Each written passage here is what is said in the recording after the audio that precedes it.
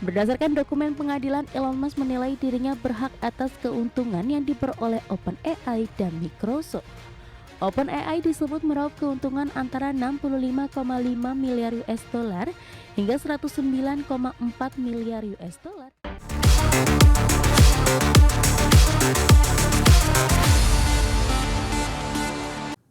Elon Musk menuntut OpenAI dan Microsoft, maksud kami dengan nilai hingga 134 miliar dolar Amerika atau sekitar 2.263 triliun rupiah. Gugatan ini terkait klaim kontribusi awal Musk dalam pendirian OpenAI. Elon Musk menuntut OpenAI dan Microsoft dengan nilai hingga 134 miliar US dollar atau sekitar 2.263 triliun rupiah. Berdasarkan dokumen pengadilan, Elon Musk menilai dirinya berhak atas keuntungan yang diperoleh OpenAI dan Microsoft. OpenAI disebut meraup keuntungan antara 65,5 miliar US dollar hingga 109,4 miliar US dollar dari kontribusi Musk sejak pendirian pada 2015. Sementara Microsoft diklaim memperoleh keuntungan 13,3 miliar US dollar hingga 25,1 miliar US dollar. Pengacara Musk menyatakan tanpa dukungan Elon Musk, OpenAI tidak akan berdiri. Musk disebut menyediakan sekitar 38 juta US dollar atau 60% pendanaan awal, merekrut staf, membangun jejaring, serta memberi kredibilitas pada startup tersebut. Klaim nilai kontribusi ini dihitung oleh ekonom keuangan si Paul Wazan sebagai saksi ahli pihak Musk. Adapun OpenAI menyebut gugatan Musk tidak serius dan merupakan kampanye pelecehan. Sementara Microsoft tidak memberikan komentar atas tuntutan tersebut. Seorang hakim di California memutuskan perkara ini akan disidangkan di hadapan juri mulai April dengan kemungkinan tuntutan ganti rugi tambahan jika Elon Musk memenangkan perkara. Berbagai sumber, IDX Channel.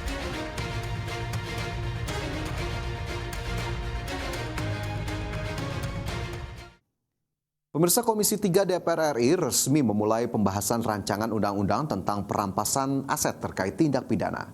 Kehadiran RUU perampasan aset bertujuan agar penegakan hukum di Indonesia tidak lagi sekadar berorientasi pada hukuman penjara bagi pelaku.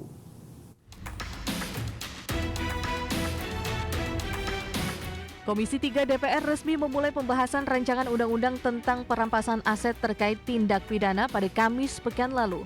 Langkah ini menjadi tonggak baru dalam upaya memperkuat pemberantasan tindak pidana korupsi, terorisme hingga narkotika melalui pendekatan pemulihan kerugian finansial negara.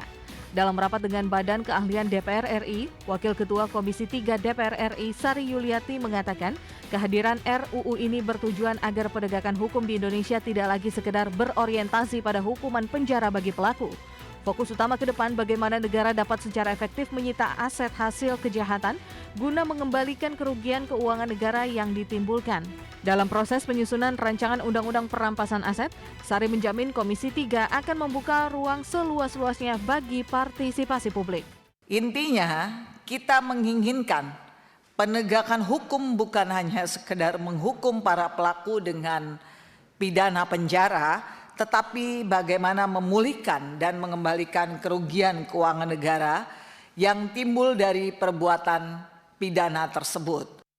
Rancangan Undang-Undang Perampasan Aset sendiri telah ditetapkan oleh Badan Legislasi ke dalam Daftar Program Legislasi Nasional Prioritas 2026 sebagai regulasi yang mendesak untuk diselesaikan. Jakarta, Tim Liputan, IDX Channel. Perusahaan teknologi asal Taiwan, Asus, mengonfirmasi keputusan strategis untuk menghentikan ekspansi lini ponsel pintar dan mulai mengalihkan fokus utamanya ke kecerdasan buatan dan robotika. Perubahan arah ini menandai babak baru bagi raksasa teknologi yang selama ini juga dikenal dalam pasar smartphone. Asus mengonfirmasi keputusan strategis untuk menghentikan ekspansi lini ponsel pintar dan mulai mengalihkan fokus utamanya ke kecerdasan buatan dan robotika. Dalam pernyataan resminya, Chairman Asus, John Nesi, menyatakan bahwa perusahaan tidak akan menambah model baru atau memperluas portofolio smartphone ke depannya.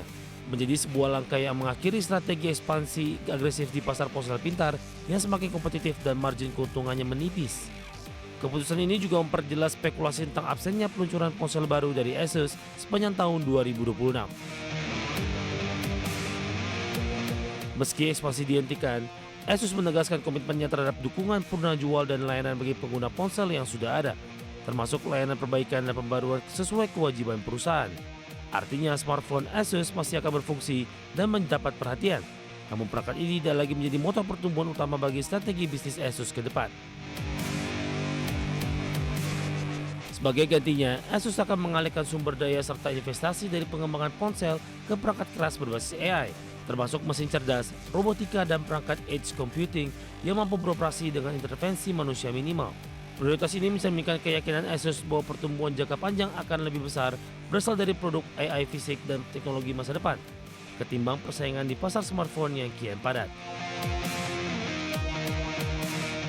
Keputusan Asus ini mencerminkan tren yang lebih luas di industri teknologi, di mana banyak perusahaan besar kini memprioritaskan pengembangan AI dan solusi pintar di atas produk konsumen tradisional.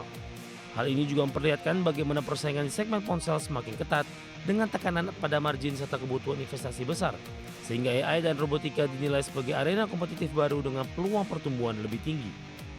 Secara keseluruhan, langkah Asus menghentikan ekspansi ponsel pintarnya dan berfokus pada AI serta robotika menunjukkan perubahan strategi besar perusahaan dalam menghadapi dinamika teknologi global. Dengan dukungan penuh terhadap pengguna yang sudah ada dan pengalihan sumber daya ke teknologi maju, Asus berharap dapat memperkuat posisinya di era kecerdasan buatan yang diperkirakan akan mendominasi industri selama dekade mendatang. Berbagai sumber ada di channel. Informasi selanjutnya pemirsa datang dari Chery Group yang mengumumkan bahwa total penjualan sepanjang tahun 2025 mencapai sekitar 2,8 juta unit kendaraan. Pencapaian ini sekaligus mencatatkan catatan rekor ekspor dan momen penting lainnya dalam kinerja perusahaan. Produsen kendaraan yang terus memperluas pengaruhnya di pasar dunia, Chery Group resmi mengumumkan bahwa total penjualan sepanjang tahun 2025 mencapai sekitar 2,80 juta unit kendaraan sepanjang tahun 2025 atau meningkat sekitar 7,8% dibandingkan tahun sebelumnya. Dari jumlah tersebut, Chery Automobile Co. Ltd mencatat penjualan 2,63 juta unit dengan pertumbuhan tahunan sekitar 8%, mencerminkan momentum positif di pasar global. Pada sisi ekspor, Chery juga mencatat kinerja luar biasa. Sepanjang 2025, total ekspor kendaraan mencapai sekitar 1,34 juta unit, meningkat sekitar 17,4% dari tahun sebelumnya. Capaian ini sekaligus memecahkan 3 rekor ekspor bulanan, tahunan, dan kumulatif, serta memperkuat posisi Chery sebagai eksportir mobil penumpang terbesar dari China selama 23 tahun berturut-turut. Salah satu kontributor utama pertumbuhan Chery adalah segmen kendaraan energi baru. Sepanjang 2025, penjualan model NEV mencapai sekitar 903.847 unit, meningkat sekitar 54,9% dibandingkan tahun sebelumnya. Lebih dari 90% model baru yang diluncurkan selama tahun lalu berada di segmen kendaraan energi baru, mencerminkan fokus Chery pada elektrifikasi dan teknologi rendah karbon. Chery juga memperluas penetrasi globalnya termasuk di 15 negara di Eropa seperti Inggris, Spanyol, dan Italia, menegaskan ambisi ekspansi pasar di kawasan beregulasi tinggi. Secara keseluruhan, pencapaian penjualan 2,8 juta unit di 2025 merupakan indikator bahwa Chery Group tak hanya bertahan tetapi berkembang di tengah persaingan global otomotif. Melalui rekor ekspor, pertumbuhan kendaraan energi baru, dan penguatan di pasar internasional, Chery menata tahun 2026 dengan target pertumbuhan yang melampaui rata-rata industri, sekaligus memperkuat posisi sebagai salah satu pemain otomotif global yang patut diperhitungkan. Bagi sumber ada di channel.